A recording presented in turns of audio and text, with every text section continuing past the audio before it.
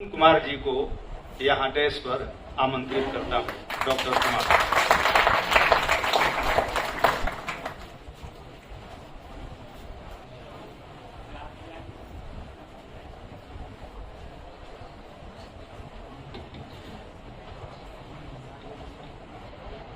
आज इस तुलसी जयंती समारोह के अध्यक्ष माननीय प्राचार्य जी,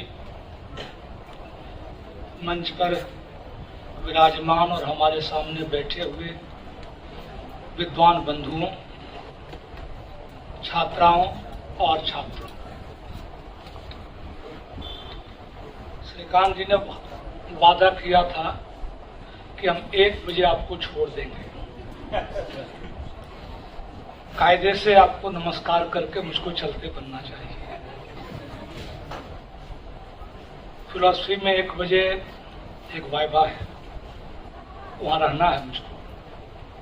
मैंने आधे घंटे की मोहलत मांगी थी इन लोगों से कि मैं पहुंच जाऊंगा। हरि नाम हरि कथा अनंता कहा इन्होंने। मैं चंद बातें आपके सामने रखना चाहता हूं। 1532 ईस्वी आमतौर पर तुलसीदास जी का जन्म साल माना जाता है। दशक बाद 500 वर्ष तुलसीदास को, 500 वर्षों तक कोई व्यक्तित्व, चाहे वो जिस भी क्षेत्र का हो, निरंतर हमें अपनी याद के भीतर बसाए रखे। ये कोई हंसी ठट्ठा नहीं है। 5 शताब्दी, 5 वर्ष। और बहुत सारी चीजों को छोड़ते हुए मैं तुलसीदास को पढ़ते हुए जिस उधेड़बुन से इधर गुजर रहा हूं, मैं केवल उसकी चर्चा आपसे करूंगा। आचार्यों ने, विद्वानों ने बहुत सारी बातें आपको बताई। मेरे मन में सवाल उठता है कि भक्ति है क्या? कोई शास्त्रीय परिभाषा वगैरह जो दी गई है, मैं दोहराने नहीं जा रहा। ये मेरे मन का सवाल है। क्या कोई मानसिक कल्पना भर है ये? कोई यूटोपिया है? मनुष्य की दुर्बलता या भयाकुलता का परिणाम है? मनुष्य जब कमजोर पड़ता है, भयभीत होता है, तब से भक्ति का संबंध है। सहज समर्पण का भाव है ये। सहज का मतलब स्वतः हो जाए, करना न पड़े। व्यक्ति के स्वप्नों के आदर्शों की चरम स्थिति का नाम है। किसी महान लक्ष्य पर जीवन समर्पित करने की आकांक्षा का नाम है। यथार्थ से पलायन का जरिया है। भक्ति में वो कौन सा अमोघ मानसिक संबल है जिसके सहारे व्यक्ति अपने जीवन में आए बड़े से बड़े दुखों एवं कष्टों अविचलित भाव से भोगते हुए उसमें भी अदृश्य ईश कृपा के दर्शन करता है। एक व्यक्ति के तौर पर आखिर तुलसी ने भक्ति क्यों की होगी? वह कौन सा मानवीय मनोविज्ञान है? हो सकता है इसमें मनोविज्ञान के भी प्राध्यापक बंधु बैठे हुए। वो कौन सा मानवीय मनोविज्ञान है जिसमें सामान्य पृष्ठभूमि से जुड़े हुए तुलसी त्रिविध तापों से मुक्ति हेतु एक महनीय मूर्ति की कल्पना करता है, उसमें अत्यंत गौरव और चमत्कार का संधान करता है। क्या तुलसी ने अपने जीवन की विभिन्न परिस्थितियों में, और परिस्थितियां जो बदली तो परिस्थितियों के अनुसार भाव भी उनके बदले होंगे, तो उन बदलते भावों और उससे जरूरत जो नए सिरे से पैदा हुई, क्या उन जरूरतों, उन बदलते भावों के अनुरूप ही तुलसी ने विभिन्न रूपों में राम की कल्पना की? प्रेम स्वरूप राम, स्वामी स्वरूप राम, मुक्तिदाता राम, अंतिम सत्य के रूप में राम, शरणदाता राम, गरीब निवाज राम, उद्धारक राम, ये सारी कल्पनाएं हैं। क्या ये अंध पर्यायवाची है? जहां जहां ये आए हैं उसके कोई विशिष्ट प्रसंग भी हैं? क्या ये विभिन्न मनस्थितियों के द्योतक हैं तुलसीदास के? ये मेरे मन में सवाल उठते रहे। जिस करुण रस को महाकवि भवभूति ने सारे रसों के मूल में माना और कहा कि रस तो केवल एक ही है और वो है करुण रस। तुलसी ने उनकी भक्ति जो मानव मात्र की एक संपत्ति की तरह आज दिखाई पड़ता है, उसके पीछे कहीं न कहीं एक करुणा का एक मूल तंत्र विराजमान है। तुलसी की भक्ति उन सब की संपत्ति है जिन्हें राम में आस्था है, या उन लोगों की भी संपत्ति है जिनकी आस्था का केंद्र बिंदु राम नहीं, मानव ही है, कोई ईश्वर नहीं है।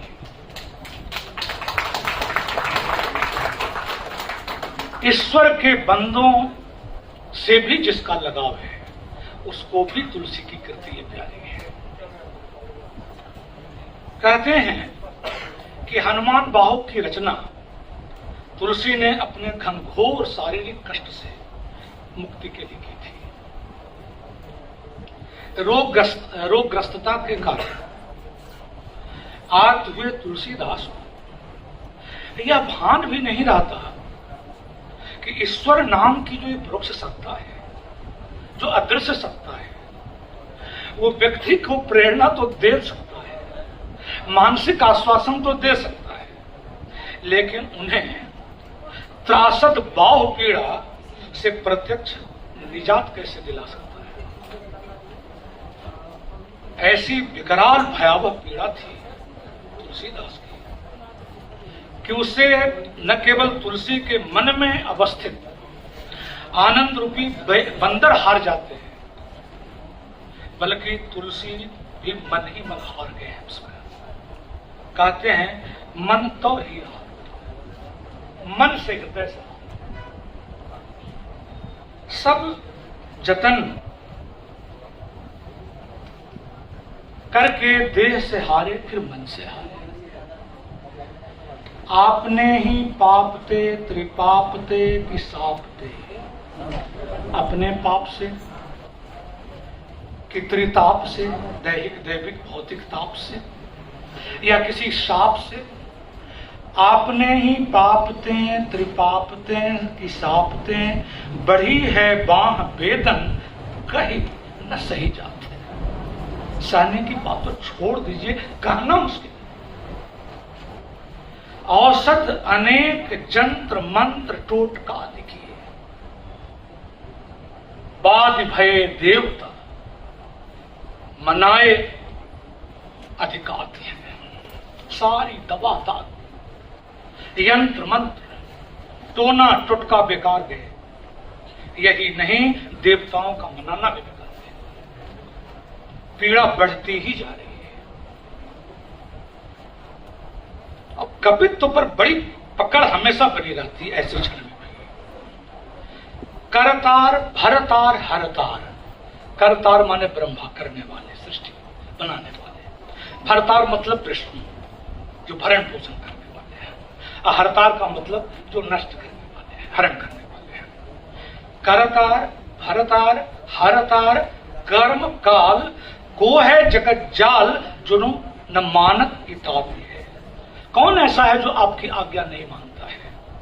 चेरो तेरो तुलसी तू मेरो कहो रामदूत, ढील तेरी वीर मोही पीर ते पिराती। हे प्रभु, तेरी ढील, तेरी बेरुखी मुझे पीड़ा से भी अधिक पीड़ा देने वाली है। ऐसी बेरुखी तो आपको न करनी चाहिए, ये और भी अधिक पीड़ादायक है।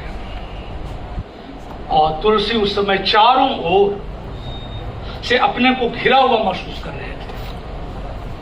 घेर लियो कुजोगन कुलोगन जम बासर जलद घन घटा दुग्धाई है। रोगों, बड़े कुसंयोगों और दुष्ट लोगों ने उन्हें इस प्रकार घेर लिया था कि लगता है कि दिन में बादलों का घना समूह आकाश में झपटता हुआ दौड़ रहा है। दिल को हिला देने वाली प्रार्थना तुलसीदास करते हुए कहते हैं, श्री रघुवीर निवारिय पीर, श्री रघुवीर निवारिय पीर, रहो दरबार पर लही लूलो।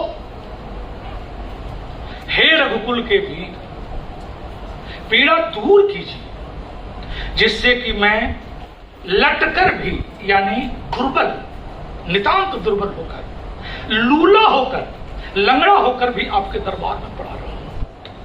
पीड़ा दूर कर दीजिए।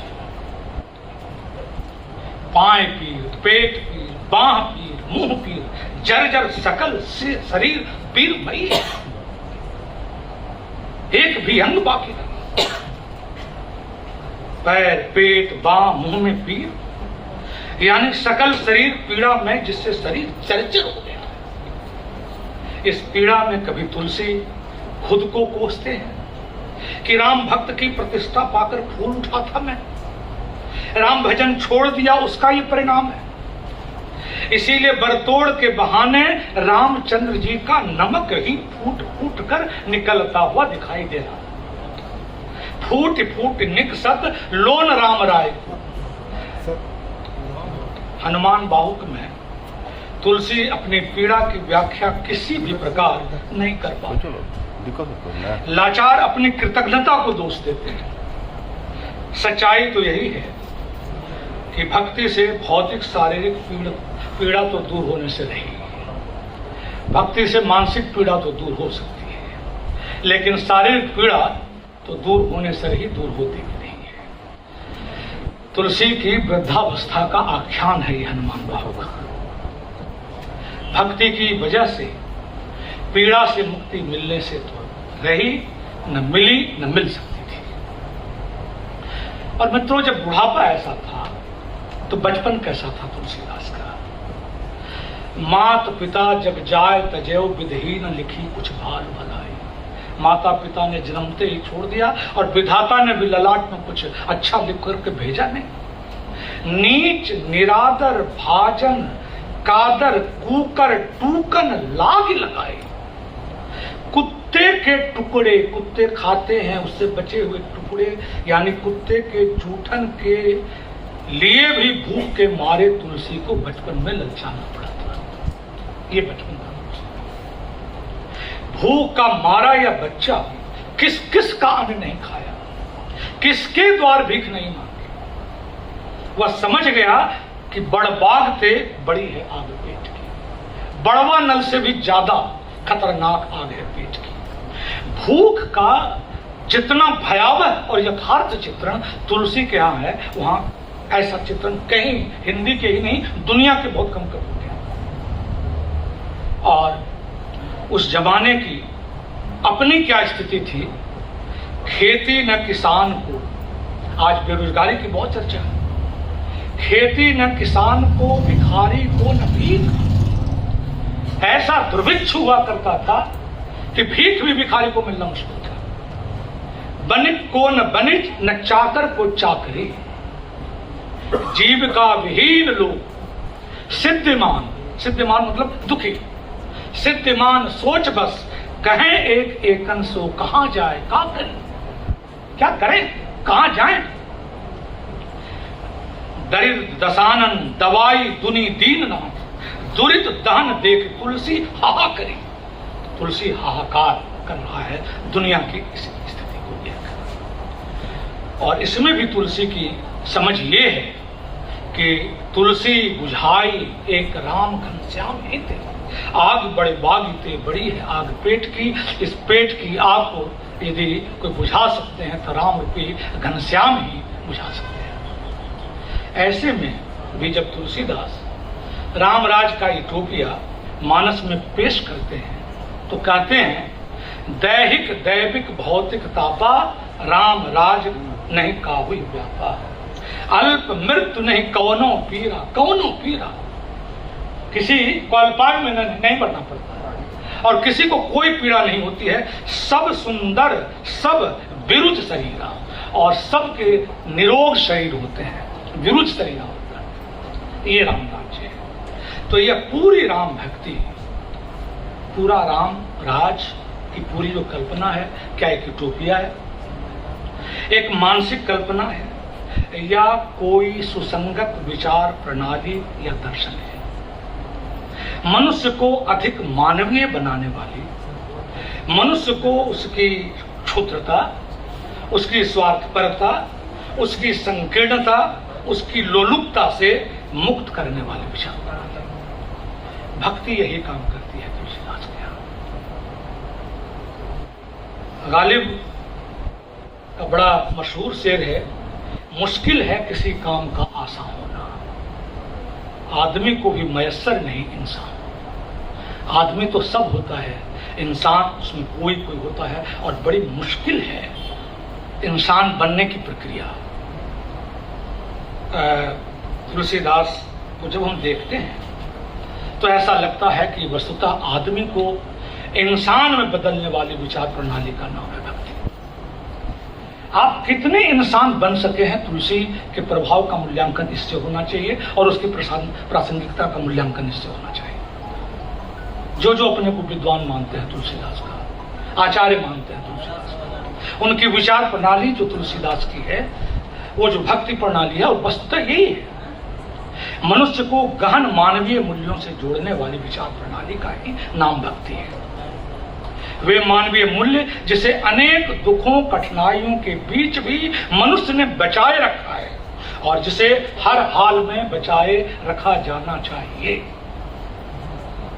तुलसी साहित्य में भक्ति की एक और प्रचंड भूमिका दिखाई पड़ती है, जिस पर आज अलग से ध्यान देने की जरूरत है। धार्मिक ढोंग पाखंड से लड़ने के लिए भक्ति को अमोघ अस्त्र के रूप में इस्तेमाल किया है। भक्त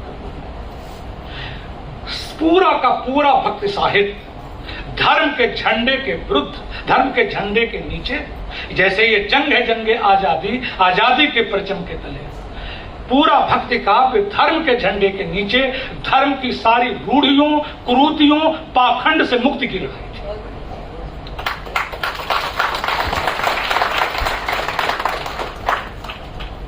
धर्म ध्वजियों जो धर्म की ध्वजा लिए चलते हैं, सारे अमानवीय क्रूर कर्मों में लिप्त रहने वाले स्वार्थी पाखंडी जो धर्म के नाम पर ये क्या करते हैं, से तुलसी ने अपने समय में लोहा लिया था। बदले में इन धर्म ध्वजियों ने भी कुछ उठा नहीं रखा था। तुलसी को बदनाम करने, उन्हें नीचा दिखाने, उन्हें साधु संतों की बिरादरी से बाहर करने, धकियाने में वे पीछे नहीं रहे। जिसको जो मन भाया तुलसी के बारे में कहा, और तुलसी के ही शब्द हैं, धूत कहूं अवधूत कहूं, रजपूत कहूं, जुलाहा कहो। कहता है ब्राह्मण, ब्राह्मण का कोई लूर लक्षण है नहीं इसके पास, ये तो बड़का धूत लगता है, धूत है ही, कोई कुछ जुलाहा तक कोई कह रहा काहू की। तो कहते हैं तुलसीदास कि हम कुछ भी रहे, आपका कुछ बिगड़ता है। अरे हम तो शादी वादी के साथ हैं नहीं, बाल बच्चे हैं नहीं, हमारी बेटी रहती है, आपके यहाँ भी आने के लिए जाते हैं तो आपका कुल गोत्र बिगड़ जाता है, तो हम क्या हैं, इससे कुछ फर्क पड़ता है आपको।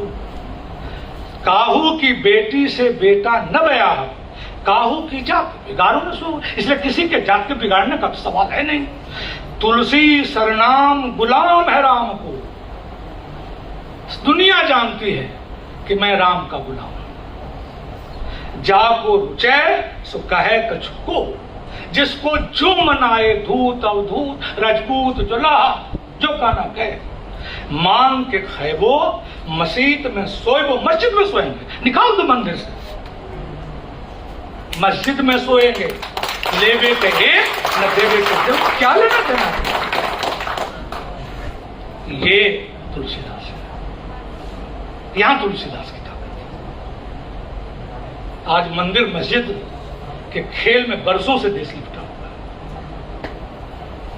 और हमारे कई मित्र तुलसीदास की चर्चा करते हैं, मलेच्छ वगैरह यवन वगैरह की चर्चा करते हैं, कहीं कोई कटता नहीं है, कोई धर्म विरुद्ध, किसी धर्म के विरुद्ध एक वाक्य भी तुलसी का कोई दिखाते हैं, पूरे तुलसी साहित्य मुगल काल में थे।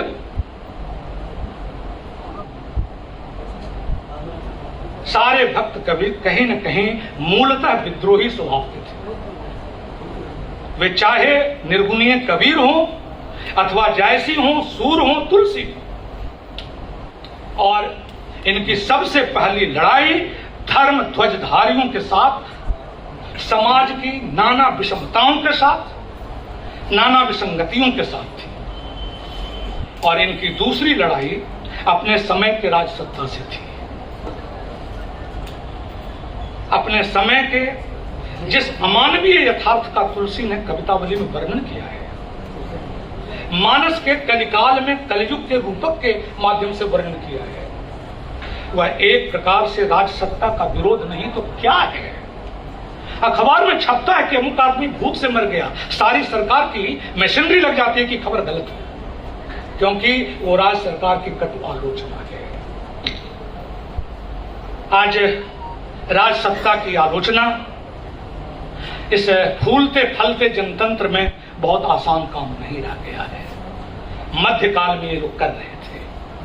तो निर्गुण कवि की बात तो छोड़िए, कोई भी सगुण भक्त कवि राज दरबारी नहीं हुआ, न सूर हुए, न तुलसी हुए, न मीरा हुई, न कुंभन दास, एक भी राज दरबारी नहीं। यह अलग से नोट करने की चीज है।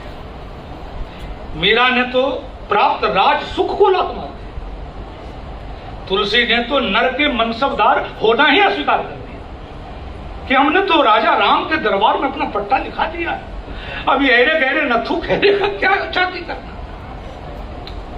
सूरदास अपने वृंदावन में मगन रहे, और कुंभन दास को फतेहपुर सिकरी राजधानी थी अकबर की, अकबर द ग्रेट। तो कुंभन दास को एक बार अपने दरबार में बुलाया। कुंभन दास को कहा कि कोई पद सुनाइए, और पद जो सुनाया मैं उसकी कुछ पंक्तियां आपको सुना रहा हूं।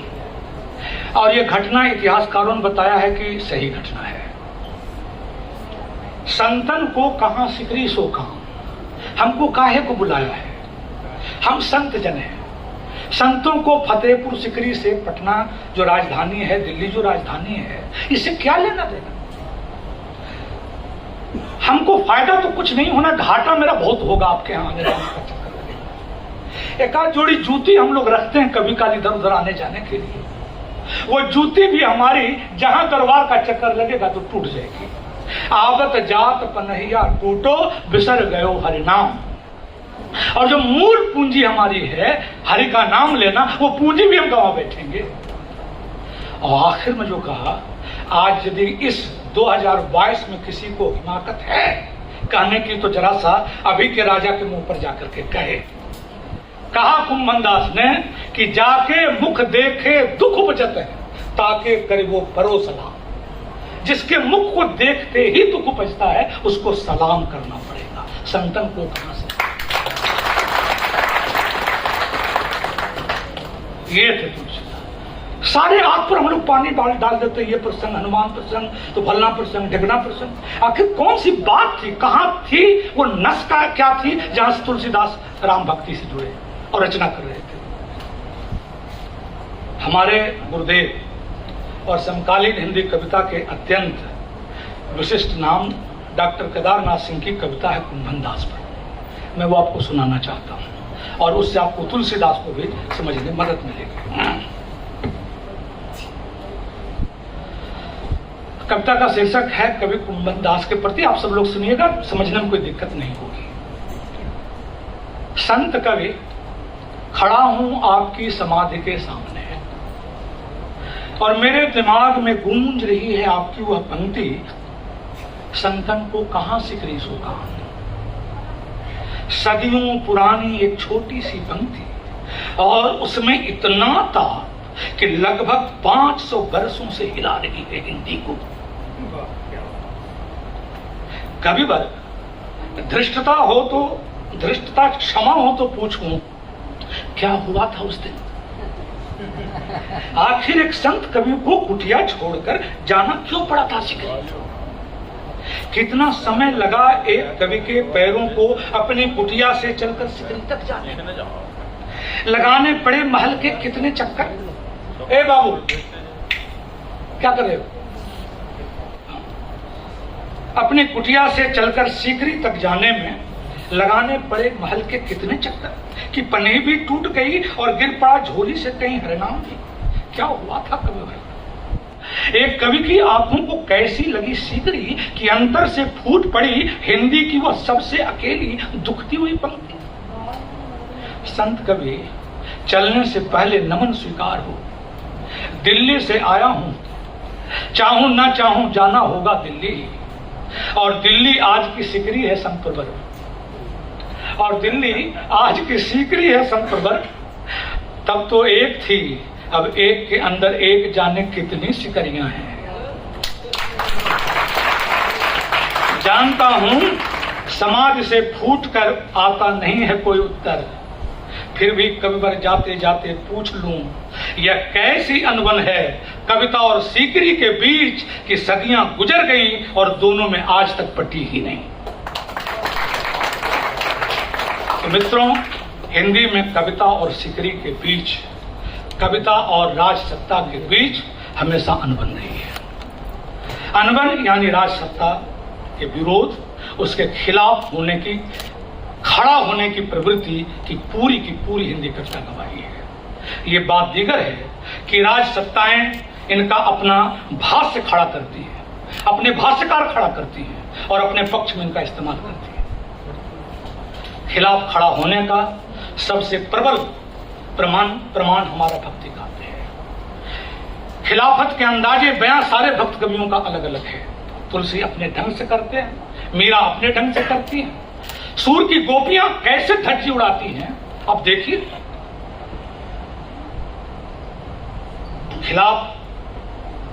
खिलाफत ये शब्द भक्ति काल के संदर्भ में लगता कि बड़ा अटपटा शब्द है। अपने समय के दुख दैन्य का किसी भी रूप में चित्रण हो, वह वस्तुतः अपने समय और अपने समाज और अपने सत्ता से टकराना है। तुलसी काव्य भी इसका सबल प्रमाण है। बाकी कवि बनाम तुलसी आदि का जो विवाद है, ये आलोचकों का वाद विलास है, इसमें कोई बहुत सच्चाई ऊंचाई नहीं है। जहां तक हमारे आज के समय में तुलसी के महत्व का सवाल है, तो शायद मैं इसी पर अभी तक चर्चा भी कर रहा था, अलग से भी कुछ कहूं तो यही कह सकता हूं कि हिंदी के समकालीन दौर के सबसे महत्वपूर्ण कवि और मार्क्सवादी कवि, मार्क्सवाद में वैसे ही आस्था रखने वाले जैसे भक्ति में तुलसीदास आस्था रखने वाले। मार्क्सवादी लोगों की थोड़ी आदत पिछले दिनों बड़ी गड़बड़ाई है। वो चीजों को आधे अधूरे रूप में पेश करने लगे हैं। ये तरीका बहुत गलत है। मुक्तिबोध के एक निबंध का हवाला देते हुए कई बार भक्ति काल के विरोध में बोलते हैं, लेकिन मुक्तिबोध ने समाज और साहित्य का एक नाम का एक लंबा निबंध लिखा है। मुक्तिबोध रचनावली खंड 5 में है। उसमें मुक्तिबोध ने तुलसी पर विचार किया है और कहा है मुक्तिबोध ने कि साहित्य में दो पक्ष होते हैं, एक शाश्वत पक्ष होता है और एक अशाश्वत पक्ष होता है। और समझाने के लिए वे रामचरितमानस का उदाहरण देते हैं और उनकी पंक्ति में आपको सुनाता हूं। थोड़ा लंबा उद्धरण है, उबाऊ हो सकता है, थोड़ी आपके धैर्य की भी परीक्षा हो सकती है। क्या हमें तुलसी के आचार विचार प्रभावित करते हैं? नहीं। जिन सामाजिक नियमों विधानों में राम रहे, क्या हमें अपने लिए वे नियम विधान पसंद हैं? नहीं। फिर वे कौन सी बातें हैं जो हमें प्रभावित करती हैं?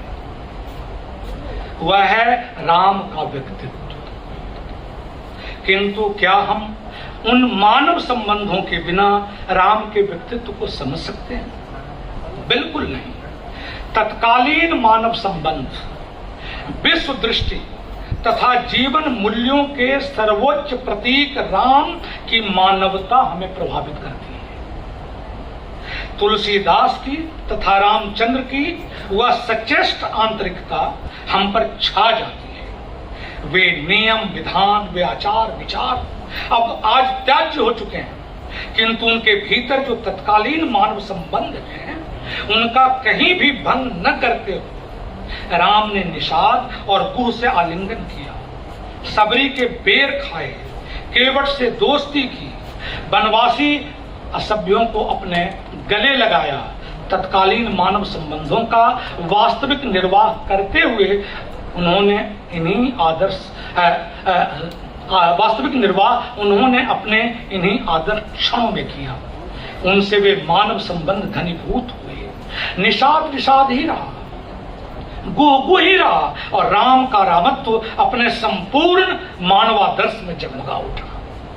तत्कालीन मानव संबंधों के घेरे के भीतर मानवात्मा की जितनी भी सर्वोच्चता संभव थी उतनी तुलसीदास के राम में समा गई।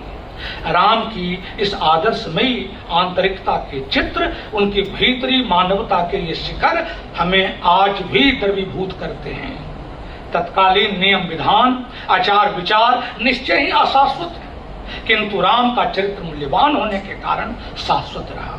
और आज के संदर्भ में मुक्तिबोध बहुत जोर देकर कहते हैं कि चूंकि हमें उनसे प्रेरणा प्राप्त होती है, हमें अपने आदर्श पथ पर वे प्रेरणा रूप में सहायक प्रतीत होते हैं, इसीलिए वे हमारे लिए मूल्यवान हैं। यही कारण है कि हमारे लिए राम का चरित्र सुंदर है, और चूंकि हमें यह विश्वास है कि वह आगे भी पीढ़ियों को इसी प्रकार प्रेरणा प्रदान करता जाएगा, इसीलिए वह शाश्वत ही है। तात्पर्य यह है मित्रों कि तुलसी तत्कालीन शूद्र गंवार ढोल पशु नारी, जिम स्वतंत्र हुए बिगड़े नारे, पूजिए विप्रशील गुणहीना, जैसे मानस में पैवस्त आचार विचार के कारण आज हमें आकर्षित नहीं करते। वो आकर्षित करते हैं अपने ऐसे प्रसंगों में जहां केवट से राम गंगा पार करवाने का अनुरोध करते हैं, और केवट कहता है ऐसा भक्ति भाव में डूबा हुआ, केवट कहता है कि जब तक आप अपने पांव पखारने को नहीं कहेंगे तब तक मैं आपको नाव से पार नहीं उतारूंगा। और ठिठोली करते हुए राम से कहता है कि खतरा बहुत भारी है, यदि बिना पैर पखारे आपको हमने उतारा तो मेरी रोजी रोटी सदा सदा के लिए चली जाएगी। मैंने सुना है कि आपके चरण रज में कोई भयानक रसायन है जिससे पत्थर का स्पर्श होता है तो सुंदर नारी में बदल जाती है। अब पत्थर से तो कम ही कठोर ना काठ होता है, लकड़ी होती है, तो मेरी लकड़ी ये नाव की है, कहीं बिना चरण रज धुलाए मैंने आपको बैठाया तो मेरी नाव सुंदर औरत में बदल जाएगी। एक ही औरत को रखना क्या कम भारी मुश्किल है, ये दूसरी का हम क्या करेंगे। लिया दिया उल्टा ये होगा कि हमारी मेहनत मजूरी का जो जरिया है वो भी। मित्रों, इस प्रसंग को पढ़ते हुए कौन ऐसा है वो आस्तिक रहे, नास्तिक रहे, सास्तिक रहे, वो हिलेगा नहीं, वो डुलेगा नहीं। चरण कमल रज कहाँ सब कहई, वो पूरी पंक्ति है, मैं छोड़ देता हूं। और जब गंगा पार करते हैं तो तापस वेश विशेष उदासी 14 बरस राम बनवासी, कैकेयी ने ही मांग किया था कि तपस्वी वेश में जाएंगे, राजसी वेश में नहीं जाएंगे, और उदासीन भाव से जाएंगे, ये नहीं कि जंगल में मंगल बनाने के लिए जाएंगे। तो राम पार कर गए, उतराई देनी चाहिए, राम के पास तो कुछ है। तो राम सीता की ओर देखते हैं, और सीता पति के हृदय की बात को समझती है, और सीता ही नहीं भारत की प्रत्येक सीताएं समझती है, उतना और कोई दूसरा नहीं आपके हृदय को समझ सकती है। प्रिय ही की सीय जानन हार ही सीय। अब देखिए, कहीं भी तुलसी बिना कवित्व के नहीं चलता। पिय ही की सिय जानन हारी, मन मुदरी मन मुदित उतारी। मन मुदरी मन मुदित उतारी। बड़े प्रसन्न मन से जिस अंगूठी में मणि जड़ी हुई थी, मणि जड़ा उसको निकाली। कहे वो कृपाल ले हो उतराही। और केवट उसी को बढ़ाते हुए कहा कि आप अपनी उतराई ले लीजिए। केवट चरण गहे अकुलाए। केवट अकबका गया और अकुलात करके चरण में लिपट गया। बस आ रहा हूं मैं, जैसा 10 मिनट।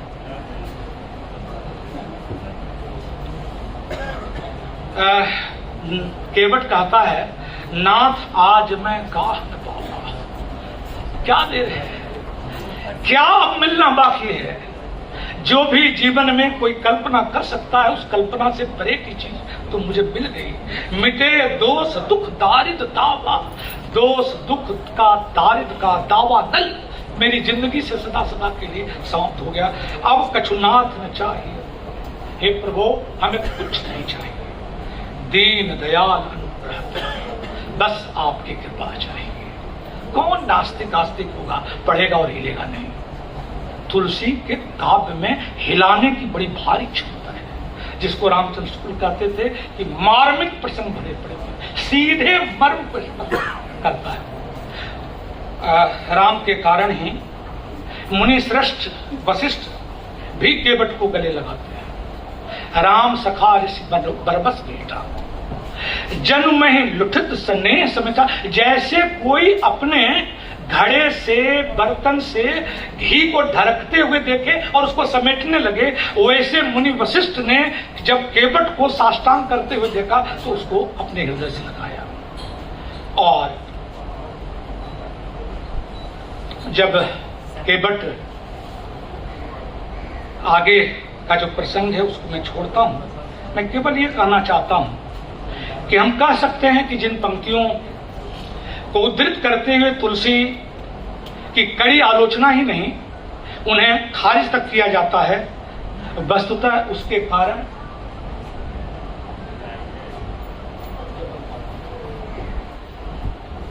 शूद्र गंवार ढोल पसुनारी ये सब ताड़न के अधिकारी पूजिए विप्र शील गुणहीना। तो जिन पंक्तियों को उद्धृत करते हुए तुलसी की कड़ी आलोचना ही उन्हें खारिज किया जाता है, वस्तुतः उनके कारण तुलसी महान नहीं है और उसके कारण तुलसी के मानस की लोकप्रियता भी नहीं है। उनकी महत्ता और लोकप्रियता उसके बावजूद है, उसके कारण है और उसके बावजूद है, इन दोनों में फर्क है। बिकॉज ऑफ दिस और इन स्पाइट ऑफ दिस, ये दोनों दो चीज है। इन सारी चीजों के बावजूद तुलसी की कृति महान है। आज तुलसी और उनके साहित्य को समझने में और समझाने में दो ओर से बड़ी बाधा खड़ी हो रही है। एक तो तुलसी बिहवल लोग हैं और दूसरे तुलसी दग्ध लोग हैं। ये दो तरह के लोग हैं जिनसे तुलसी को समझने में सबसे बड़ी बाधा पैदा होती है। तुलसी की एक एक चौपाई को वेद वाक्य मानकर उसकी संगति बैठाने में लगे रहते हैं। उसको वेद वाक्य जैसे स्वतः प्रमाण है, परतः प्रमाण की कोई जरूरत नहीं है, उस तरह से सिद्ध करने में लगे रहते हैं। तुलसी को हिंदू नायक के रूप में प्रतिष्ठित करने में लगे रहते हैं। तुलसी बिहवल लोगों में हिंदू बिहवल लोगों की तादाद बढ़ती जा रही है। तुलसी साहित्य के मर्मज्ञों की इस जमात में उतनी ही ज्यादा कमी भी है। तुलसी दग्ध लोग उन्हीं कारणों से दग्ध हैं जिन कारणों से हिंदू बिहवल लोग तुलसी बिहवल हैं।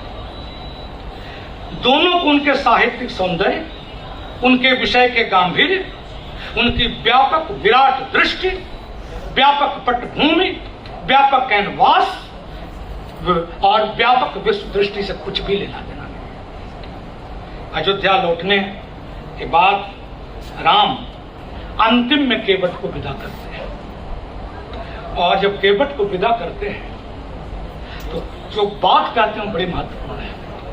वो कहते हैं कि तुम मेरे लिए वैसे ही हो जैसे भरत है मेरे लिए। सब मम प्रिय तुम्हें समाना, मृषा न कहो मोर यह बाना, अनुज राज संपत्ति वैदेही, देह गे परिवर्ष ने। ये भरत को कहा उन्होंने कि तुमसे बढ़कर मेरे लिए कुछ भी नहीं है, और उस भरत से बढ़कर कुछ भी नहीं था जिन राम के लिए, केवट को कह रहे हैं कि तुम मेरे भाई भरत की तरह। मित्रों, मानस का यही मूल संदेश है, राम ही केवल प्रेम प्यारा, राम ही केवल प्रेम प्यारा, जान ले जो जान निहारा। जो भी जानने वाला है, जो अपने को जानकार मानता है, वो जान ले कि राम को केवल प्रेम प्यारा है। और ये प्रसंग कोल किरात मिलन प्रसंग से जुड़ा हुआ है, जब वो जंगल जाते हैं और कोल किरात से भेंट होती है। जो लोग राम के नाम पर नफरत फैलाते हैं वे राम भक्त नहीं, रामद्रोही हैं। वे राम को नहीं जानते, वो राम को नहीं मानते। तुलसी साहित्य का अन्यतम संदेश प्रेम है, अखिल सृष्टि से प्रेम, चराचर से प्रेम, वैर नहीं प्रेम। जिस राम राज्य की बात की जाती है, उस राम राज्य की सबसे बड़ी विशेषता है वैर न कर का हुसन। कोई किसी से वैर नहीं करता है। राम प्रताप विषमता खोई, ये विषमता शब्द अंडरलाइन करने की। राम के प्रताप से सारी विषमता राम राज्य में हो गई है। सब नर करहि परस्पर प्रेम, सब एक दूसरे से प्रेम करते हैं। सभी प्रकार की विषमता को नष्ट करके ही राम राज्य की स्थापना हो सकती है। उस राम राज्य की जिसका मूल मंत्र है प्रेम प्रेम प्रेम केवल प्रेम। आज आर्थिक, सामाजिक, शैक्षिक, भौतिक अनेक प्रकार की भयावह विषमताओं को ढकने के लिए कभी धर्म तो कभी जात तो कभी भाषा तो कभी क्षेत्र की राजनीति का वर्चस्व दिखाई पड़ता है। विषमताओं के उन्मूलन की राजनीति सच्ची राजनीति है। तभी प्रेम की स्थापना होगी, शांति की स्थापना। और दिनकर को भी याद करें, शांति नहीं तब तक जब तक सुख भाग न नर का सम हो, नहीं किसी को बहुत अधिक हो, नहीं किसी को कम हो। कोरोना काल की आर्थिक रिपोर्ट ये है कि भारत के चंद अमीर कोरोना काल में बहुत अधिक अमीर हो गए और गरीबों के मुंह का निवाला छीन गया। ये होगा शांति नहीं, ये राम भक्ति नहीं है जब तक वो विषमता समाप्त करने की दिशा में आगे नहीं बढ़ते हैं। न तो आप सच्चे राम भक्त हैं, न आप सच्चे तुलसी भक्त हैं। इसलिए तुलसी ही नहीं, जैसा कि मैंने कहा, कबीर, जायसी, सूर, मीरा, सबके साहित्य के केंद्र में नफरत, वैमनस्य, विद्वेष की जगह प्रेम की खेती है। ढाई आखर प्रेम की महिमा सभी भक्त कवियों ने अपने अपने अंदाज में गाई। हमन है इश्क मस्ताना हमको होशियारी क्या। कबीर कहते हैं हमन है इश्क मस्ताना हमको होशियारी क्या। हम तो इश्क के मतवाले लोग हैं, हमसे क्या होशियारी हो। हमन है इश्क मस्ताना, हम थोड़े कम यदि होशियार हो जाएं तो ज्यादा अच्छे और भले आदमी। हम लोग थोड़ा ज्यादा होशियार हो गए, ठीक है। और प्रेम थोड़ी बेवकूफी चाहता है। जनता से भी जो प्रेम करेंगे उनको भी थोड़ा बेवकूफ बनना पड़ता है। जैसे प्रेमिका से बहुत समझदार और एक एक चीज को जोड़ घटाव करने वाला आदमी कोई प्रेमी नहीं हो सकता, ना प्रेमिका हो सकता। ये लोग एक एक चीज नाप लेते हैं कि ये क्या करेंगे तो क्या फायदा होगा, और तब कहते हैं कि जनता से बड़ा भारी प्रेम है। एक एक डे को नापते हैं साहब। लैला से पता नहीं कभी नापा उपा होगा मजनू को कि नहीं, कि इससे क्या क्या मिल सकता है। ये जन प्रेम ढोंग है, ये लोकप्रियता भी ढोंग है। लोकप्रियता कभी बहुत भयावह होती है। इसलिए हम थोड़े कम होशियार हों तो शायद हम भी प्रेम की खेती कर सकते हैं, प्रेम दीवाना और प्रेम दीवानी बन सकते हैं, इसके मस्ताना हो सकते हैं। और अंतिम में मैं केवल तुलसीदास की विनय पत्रिका की एक पंक्ति को कोट करता हूं जो उनके आखिरी पदों में है। कैसा जीवन रहा होगा तुलसीदास का। उन्होंने कहा कि दासत ही गई बीत निशा सब, कबहु न नाथ नींद भर सोए। मेरा तो उस आदमी की तरह हाल है जिसकी सारी रात बिस्तर बिछाने में लग गई, कभी सो नहीं सका वो। बचपन का दृश्य मैंने आपके सामने रखा, वृद्धावस्था का दृश्य रखा मैंने आपके सामने, और ये जीवन का सारांश है तुलसीदास का। दुखों की कोख से तुलसीदास पैदा हुआ था। ये मखमली सेज पर पैदा नहीं हुआ था। तुलसी पर प्रवचन करने वाले कैसी गद्दियों पर बैठते हैं, जरा सा देखिए आप, ललचा जाइएगा। किसी की तनख्वाह उसके सामने झूठी पड़ेगी। ये संदेश है तुलसीदास का। आप सब लोगों ने सुना, बहुत बहुत धन्यवाद।